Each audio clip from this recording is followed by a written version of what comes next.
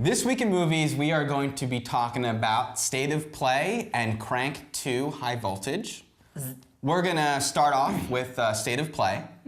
So, State of Play was directed by Kevin MacDonald, who did the Academy Award nominated Last King of Scotland a couple of years ago.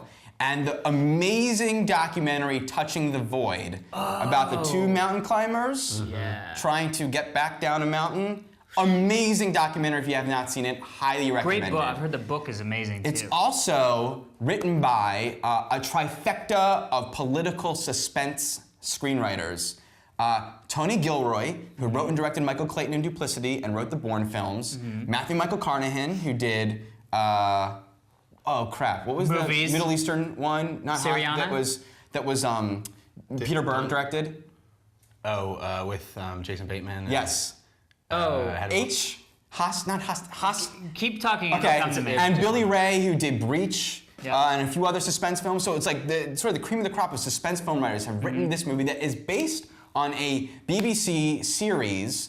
About a year ago, we reviewed the latest Harry Potter film. Yes. And we were talking about how amazing it was, and it came from this guy who had directed some award-winning BBC series called State of Play, and we had never seen it.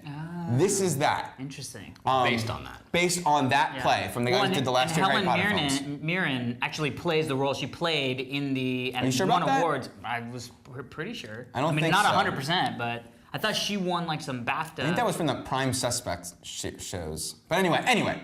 So State of Play stars Russell Crowe as a journalist who is investigating a murder that has ties to a political figure played by Ben Affleck, alongside a blogger played by wannabe journalist played by Rachel McAdams.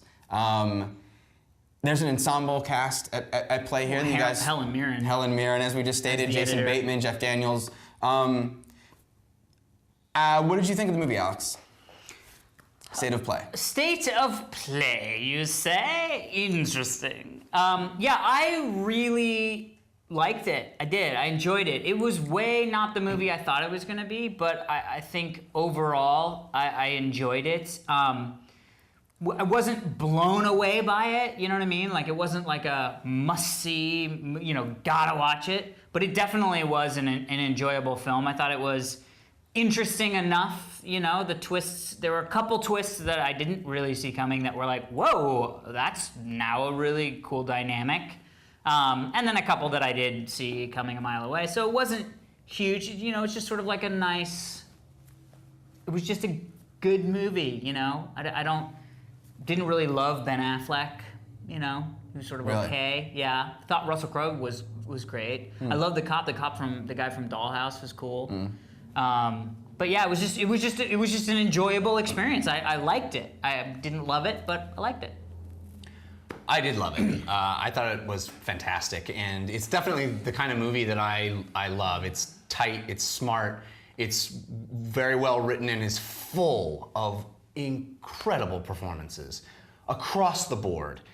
Great film acting, and even tiny little roles are filled with spectacular actors, and they find ways to breathe life into really tiny parts. We didn't mention Robin Wright Penn, who is amazing in this movie, and I have had a crush on for my entire life, it seems.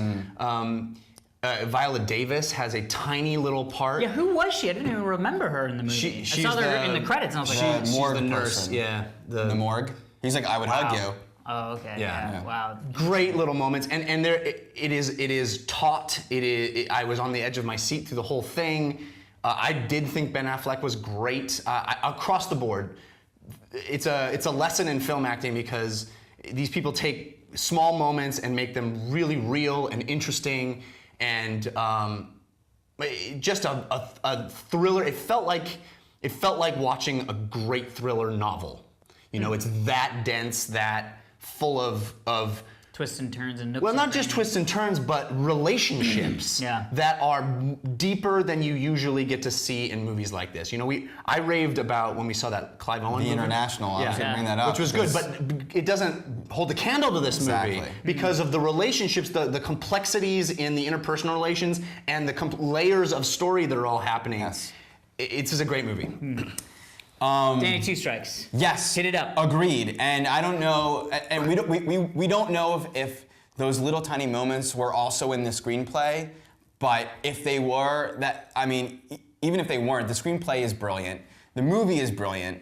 But there were so many little nuances to moments and it's those little tiny things that made it so much more interesting and relatable and all that stuff. Just the pen necklace and the masterful suspense filmmaking. Yeah. Just the what you know when you know it stuff, which is the key to suspense. But even when people are having a conversation and it cuts to a shot outside looking in, that makes you feel like they're being watched. Yeah. Even Yeah. though that's never Stated. it's never stated, it's never fulfilled. Yeah, yeah, it yeah. just True, creates yeah. it just Creates creates tension. a tension in this that carries through the whole movie. Brilliant, gorgeous. One of my favorite cinematographers, Rodrigo Prieto, always organically colorful. And this movie is filled with brilliant colors that come into the scene naturally because the nighttime, it's a little blue outside the window and this tungsten is a little orange on his face and